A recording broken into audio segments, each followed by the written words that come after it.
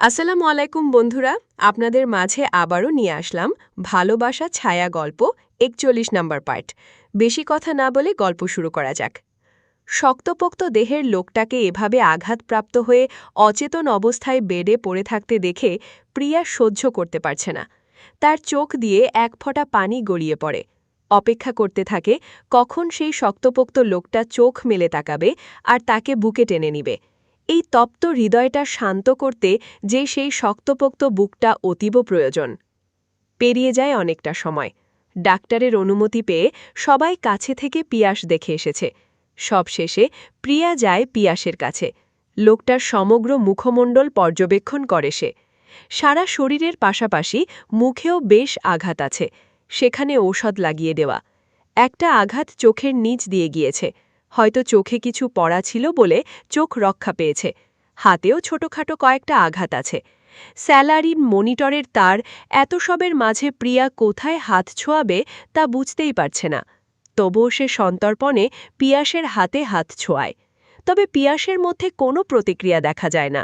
প্রিয়া খুবই ক্লান্তি অনুভূত হয়। আর পারছে না এত টেনশন নিতে। মনে যাচ্ছে এখনই সেই শক্তপোক্ত বুকে হামলে পারতে, কিন্তু তা তো অসম্ভব। শরীরে বড় বড় আঘাত রয়েছে। সব বিপদ কেন এই লোকটার উপর দিয়েই যায়? আরও অনেকেই তো ছিল সেখানে, তাদেরও আঘাত লেগেছে, তবে ওনার মতো তো আইসিইউ পর্যন্ত আসতে হয়নি কারো। ভিজিটিং আওয়ারের পরে আর দেখা করার সুযোগ নেই, তাই প্রিয়াকেও বেরিয়ে আসতে হয়। পেরিয়ে যায় অনেকটা সময়। পিয়াসের জ্ঞান ফেরেনি। রুবেল এসে তাদের পিয়াস কোয়ার্টারে নিয়ে যেতে চেয়েছিল, তবে পিয়াসকে সম্পূর্ণ সুস্থ না দেখে তারা রাজি হয়নি। তাই রুবেলও আর জোর করেনি, বরং রিদানকে সাথে নিয়ে গিয়ে সবার জন্য খাবারের ব্যবস্থা করতে যায়। ইমন আর ইরিন একত্রে বসেছিল। ইরিন এখন চুপচাপ ভাইয়ের কাঁধে মাথা রেখে এক বাহু জড়িয়ে বসে আছে। রিদান যেতে গিয়ে একবার ইরিনের দিকে তাকায়। মেয়েটা কেমন ঘুমে ঢুলছে, বেশ ক্লান্তি ঝেঁকে ধরেছে তাকে, তাই হয়তো এত ঘুম পাচ্ছে তার। সেদিনের ঘটনার পর ইরিনের সাথে আর কথা হয়নি। কেন হয়নি জানা নেই। হয়তো রিদান নিজেও কিছুটা অভিমান করেছে ইরিনের প্রত্যাখ্যানে। বিয়ের প্রস্তাব দেওয়ার পর কোনো উত্তর না দিয়ে চলে আসাকে প্রত্যাখ্যানই তো বলবে। ইরিন চোখ মেলে তাকাতেই রিদানের সাথে চোখাচোখি হয়ে যায়। এতে রিদান নিজের চোখ সরিয়ে নেয়। তারপর রুবেলের সাথে বাহিরে চলে যায়। বিষয়টা ইরিনের চোখে পড়ে। রিদান কি তাকে ইগনোর করল? ইরিন ভ্রু কুঁচকে ফেলে। মনে পড়ে সেদিনের পর থেকে রিদানও তার সাথে যোগাযোগ করতে চেষ্টাও করেনি। লোকটা কি রাগ করল নাকি? ইরিন একটু নড়ে চড়ে বসে। ভাইয়ের কাঁধে মাথা রাখা অবস্থাতেই ভাইয়ের হাতের ফোনের দিকে তাকায়। দেখে তাদের কলেজের গ্রুপে সবার কথা হচ্ছে। সবার কথার টপিক হল শুভা। শুভার কথাই সবাই স্মরণ করছে। কতদিনের আর পরিচয় তাদের? বছরখানেক। এতেই মেয়েটা কিভাবে তাদের মন জয় করে নিয়েছিল? বড্ড মিশুকে ছিল মেয়েটা। ক্লাসে ইরিনের সাথে তার সর্বদা সখ্যতা থাকলেও বাকি সবার সাথেও অনেক হাসিখুশি কথা বলতো। গ্রামের মেয়েগুলো বড্ড সরল হয় হয়তো, সহজেই সবার মন জয় করে ফেলতে পারে। ইমন গ্রুপ চ্যাট থেকে বেরিয়ে শুভার ইনবাক্সে ঢোকে। আইডিটা রয়ে গেছে, তবে আইডির মালিকটা আর পৃথিবীর বুকে আর বেছে নেই। তাদের ইনবক্সে কথাবার্তা নেই বললেই চলে। মাঝে মাঝে দু একটা ইমনের উত্তর আছে, আর সবই শুভার বলা কিছু সাধারণ কথা। কেমন আছে, কি করছে, কলেজে কিংবা প্রাইভেটে যাবে কিনা, এসব সাধারণ প্রশ্নই। আর উত্তরে ইমনের হ্যাঁ বা না ছাড়া বাড়তি কিছুই ছিল না। সে কি জানত নাকি শুভা এভাবে সবাইকে ফাঁকি দিয়ে চলে যাবে? আগে জানলে হয়তো দুটো ভালো করে কথা বলতো মেয়েটার সাথে। মানুষ যদি ভবিষ্যৎ আগে থেকেই জানতে পারত, তাহলে হয়তো বর্তমানটাকে খুব সুন্দর করে সাজানোর চেষ্টা করত। শুভার কথা মনে পড়ছে ভাই? ইমন চমকে উঠে ফোন লক করে ফেলে। তারপর ইরিনকে বলে, ঘুমাস নে তুই? উহু, ভাইয়াকে সুস্থ না দেখা পর্যন্ত আমার শান্তি হবে না। ইরিন মাথা তুলে বসে। ইমন বোনের এলোমেলো চুলগুলো হাত দিয়ে গুছিয়ে দেয়। বাসা থেকে হঠাৎ বেরিয়ে আসায় নিজেদের দিকে খেয়াল রাখার অবকাশ ছিল না তাদের, সেই পরিস্থিতিও ছিল না। সুরাইয়া বেগম বোরখা আর রেডিমেড হিজাব পরে বেরিয়ে এসেছেন, আর ইরিমের পরনে একটা গোল লং ফ্রক ছিল। ওড়না গলায় ঝুলিয়ে সেভাবেই চলে এসেছে, আর ইমন বাসার টি শার্ট আর ট্রাউজারেই চলে এসেছে। কিছুক্ষণ পরে রুবেন আর রিদান কিছু খাবার নিয়ে ফেরত আসে। অনেকটা সময় পেরিয়েছে, এর মাঝে কারো কিছুই খাওয়া হয়নি। কিছু না খেয়ে থাকলে অসুস্থ হয়ে পড়বে। তার মধ্যে সুরাইয়া বেগম এমনিই অসুস্থ, আবার গতকাল থেকে ছেলের টেনশনে খাওয়া ভুলে বসে আছেন। এখন তো পিয়াসের খবর পাওয়া গেছে, সে ভালো আছে, এখন অন্তত নিজেদের খেয়াল রাখা উচিত। রিদান ইমনের হাতে খাবার তুলে দেয়। ইমন তার মায়ের খাবার দিয়ে ইরিনকে দিতে গেলে ইরিন নাক মুখ কুঁচকে নেয়। তার এমনিই খারাপ লাগছে, সে খাবে না এখন। ইমনের সাথে জিদ দেখালে রিদান পাশ থেকে বলে, ইমন, বোনকে জোর করে হলেও খাওয়াও, না খেয়ে অসুস্থ হয়ে পড়লে এখানে সেবা করার কেউ নেই। এমনিই বড় ভাই অসুস্থ, ভাইয়ের সেবা না করে নিজেও অসুস্থ হয়ে বেডে পড়তে চাচ্ছে নাকি? ইরিন গাল ফোলায়। আগে তো তাও তাকে সরাসরি ধমক দিত, আর এখন কেমন অপরিচিত ভাব করছে। ভুলে গেছে কি বিয়ের প্রস্তাবটা কে দিয়েছে? ইমন বোনের মুখে খাবার তুলে দিলে সে গাল ফুলিয়েই খেতে থাকে। ইমন কিছুটা আন্দাজ করতে পারছে রিদান আর ইরিনের মধ্যকার অভিমানের ব্যাপারটা। এটা তো স্বাভাবিকই, একটা মেয়েকে বিয়ের প্রস্তাব দেওয়া হলে সে উত্তর না জানিয়ে প্রত্যাখ্যান করে চলে আসলে ছেলেটার তো রাগ হওয়ারই কথা। মেয়েটা বুঝল না এটা, বড্ড বোকা তার বোনটাকে। এত অবুঝ বোকা মেয়েটাকে নিয়ে রিদান সংসার কিভাবে করবে? ক্লান্ত হয়ে যাবে না তো?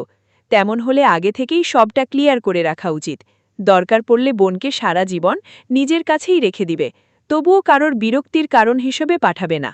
যদি রিদান তাকে নিশ্চয়তা দিতে পারে ইরিনকে সুখে রাখার, তবেই তাকে রিদানের কাছে দিবে, অন্যথায় নিজের অবুঝ বোনটাকে নিজের কাছেই আগলে রাখবে। রিদান গিয়ে প্রিয়াকে বলে খেতে, তবে প্রিয়া না খেয়ে বলে, ভাইয়া, খাবো না আমি, একদম ইচ্ছে নেই। তার মন এখনও আইসিইউতে শুয়ে থাকা পিয়াসের দিকেই পড়ে আছে। লোকটাকে সুস্থ না দেখা পর্যন্ত নিজের স্বস্তি পাচ্ছে না।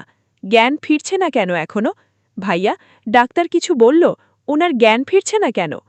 অনেক রক্তক্ষরণ হওয়ায় নতুন করে রক্ত দেওয়া লেগেছে, সেটা বডির সাথে অ্যাডজাস্ট হতে হবে তো, রিকভারি হতে একটু সময় লাগবে। তাড়াতাড়ি জ্ঞান ফিরবে তো? আমি শান্তি পাচ্ছি না, উনি এখনও রেসপন্স করছেন না, আমার ভালো লাগছে না। ভাইয়া? প্রিয়ার চোখজোড়া ছলছল করছে। রিদান তার কথার মাঝে মুখে খাবার তুলে দেয়। না চাইতেও প্রিয়াকে খেতে হয় সেটা। তার একটুও ইচ্ছে ছিল না। তবে রিদানের কথাও সত্যি, সে নিজেই অসুস্থ হয়ে পড়লে পিয়াসের সেবা করতে পারবে না।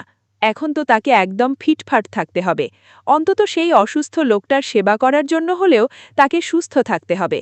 সারাদিন পেরিয়ে সন্ধ্যারও অনেক পরে পিয়াসের জ্ঞান ফিরে আসে। সে চোখ মেলে তাকানোর চেষ্টা করে, তবে দৃষ্টি ঝাপসা হয়ে আছে। সারা শরীরে অসহ্য ব্যথা অনুভব হয়। একটু নড়তে গিয়ে কোমরের আঘাতে টান পড়ে। ব্যথায় চোখ মুখ কুঁচকে নেয় সে। পায়ে শক্তি পাচ্ছে না মোটেও। ধীরে ধীরে মনে পড়তে থাকে গতকাল রাতের কথা।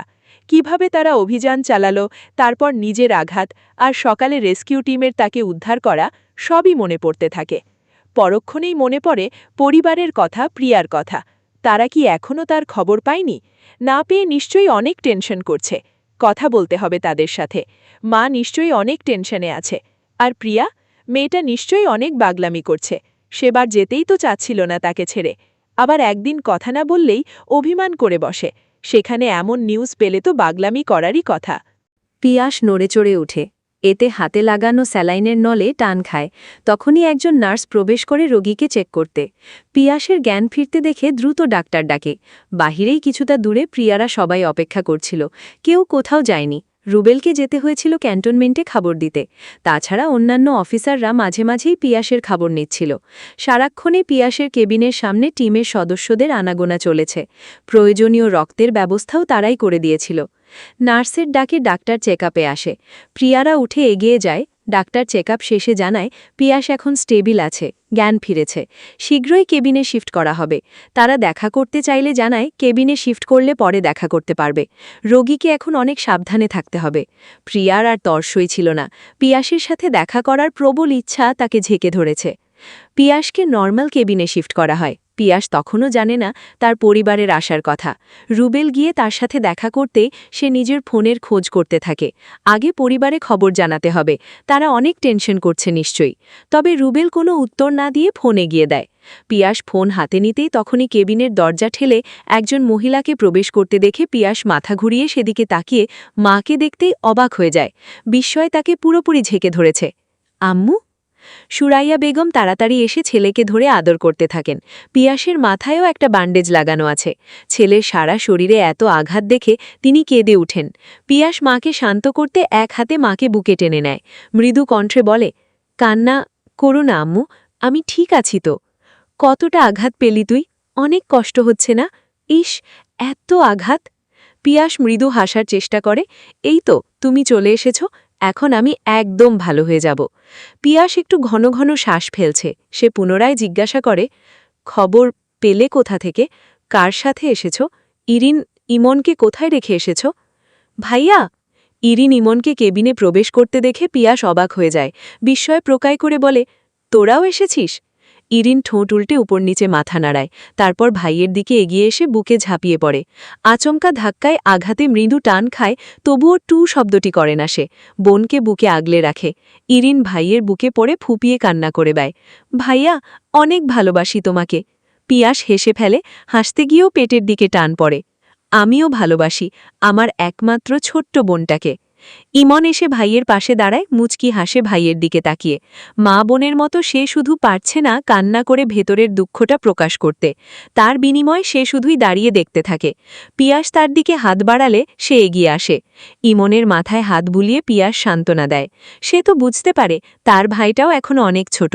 যেখানে সমবয়সী হয়ে কান্না করে কষ্ট প্রকাশ করছে, সেখানে ইমন চুপচাপ বড়দের মতো সবাইকে আগলে রাখার চেষ্টা করছে। পিয়াস তাকিয়ে থাকে ইমনের দিকে। ছেলেটা কি বড় হয়ে যাচ্ছে নাকি? সেদিনের সেই ছোট্ট ছোট্ট বাচ্চা দুটো আজ কত বড় হয়ে গেল।